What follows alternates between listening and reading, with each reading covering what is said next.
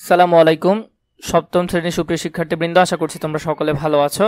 গত পর্ব পর্যন্ত আমি তোমাদের সাথে তোমাদের গণিত বইয়ের 165 নাম্বার পৃষ্ঠা পর্যন্ত আলোচনা করেছি। এখন 165 নাম্বার অর্ধেক থেকে আলোচনা করব, বাকি অংশ এর পরবর্তীতে অনুশীলন সমাধানে যাব।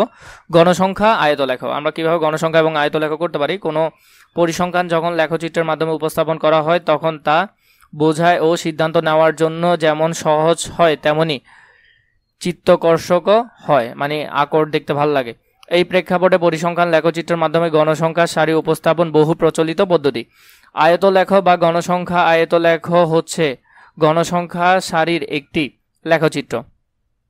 গণসংখ্যা আয়ত লেখ আঁকার জন্য নিচের ধাপগুলো আমরা অনুসরণ করতে পারি। সুবিধাজনক স্কেলে একটি গণসংখ্যা সারির শ্রেণীব্যাপ্তিতে আমরা কি x অক্ষ বরাবর লিখতে পারি, এবং এরপরে সুবিধাজনক আরেকটা স্কেলে y অক্ষ বরাবর আমরা আয়ত লেখ টানতে পারি।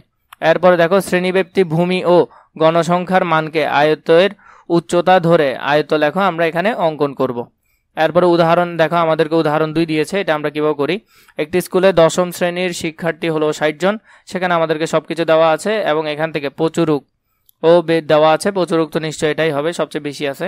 তারপর আমাদেরকে এখানে একটা বক্স দিয়ে দিয়েছে, এটা থেকে আমাদের কি করতে হবে, আয়তলেখা অঙ্কন করতে হবে। এখন আয়তলেখা অঙ্কনের জন্য আমরা সুবিধাজনক যে কোনো পাশে আমরা কি করব, x অক্ষ নিব। আমরা ধরলাম এই অক্ষে x অক্ষ নিলাম।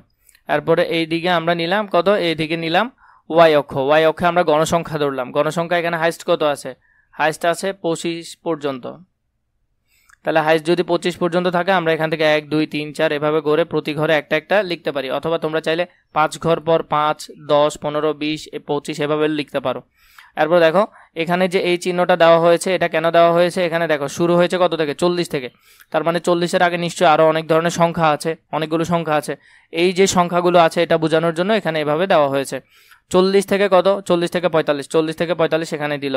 এরপরে এখানে আবার 45 থেকে কত, 45 থেকে 50, এখানে 45 থেকে 50 লিখবে। তোমরা চাইলে এভাবে আড়াআড়ি করে লিখতে পারো, যেটা তোমাদের জন্য ভালো হবে।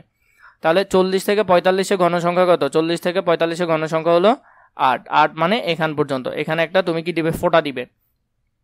45 থেকে 50 পর্যন্ত যে বরাবর ফোঁটা দিবে সেই বরাবর আগে একটা স্কেল টেনে নিবে সুন্দর করে। এরপরে দেখো এখান থেকেও নিচ বরাবর স্কেলটা সুন্দর করে টেনে নিবে।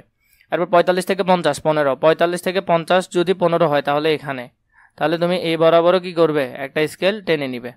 এরপরে এই সোজাও টেনে নিবে। এরপর দেখো 50 থেকে 55-তে কত, 25, তাহলে 25 এখানে। তাহলে এই বরাবরও সোজা করে টেনে নিবে, এই বরাবরও টেনে নিবে। এভাবে করে পুরোটা চিত্রটা তোমরা এখানে করে ফেলতে পারবে। এভাবে করে ফেলে এইদিকে ভিতরেগুলোতে এভাবে আড়াআড়ি দাগ দিয়ে দিও, কিছু দেখতে সুবিধা বা ভালো লাগবে। ঠিক আছে। এরপর দেখো এখানে এই বিষয়টার ব্যাখ্যা আছে। প্রচুরক সংখ্যা 50 থেকে 55 শ্রেণীতে প্রচুরক সংখ্যা আমাদেরকে বের করতে বলছে, যেটা মানে সবচেয়ে বেশি আছে। তাহলে এই শ্রেণীতে মানে 25 সবচেয়ে বেশি আছে, তাই না? সেটা কোন শ্রেণীতে, 25 আছে 50 থেকে 55-তে। তাহলে আমরা এখানে লিখবো 50 থেকে 55 শ্রেণীতে প্রচুরক।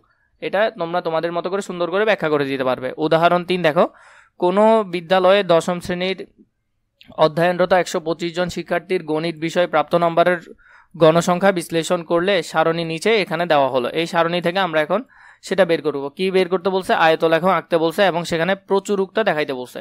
এমনি চোখের দেখা প্রচুরক মানে কি, সবচেয়ে বেশি। বেশি কোনটাতে আছে, বেশি 40-এ আছে। 40 কোন ঘরে, 50 থেকে 60-এর ঘরে। তাহলে শ্রেণীব্যাপ্তি 50 থেকে 60-এর ঘরে প্রচুরক আছে। কিন্তু সেটা আমরা কিভাবে লেখচিত্রের মাধ্যমে বোঝাবো, সেটা যদি দেখি সেম আগের মতো করবে।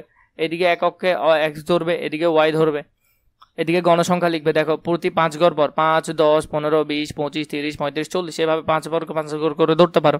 তারপর সেম তখন যেটা বলেছে এটা সেম এখানে। এরপরে ঘরগুলো মানে শ্রেণীব্যাপ্তিগুলো এখানে লিখবে। তাহলে আমরা যদি এখানে দেখি, প্রথমে আমাদের শ্রেণীব্যাপ্তি কত ছিল, 20 থেকে 30, 30-এর মধ্যে গণসংখ্যা কত, 5।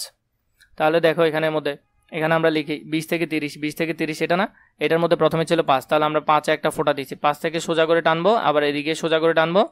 এরপরে দেখো কি বলেছে, এরপরটাতে কত ছিল, এরপরটাতে ছিল 30 থেকে 40 12।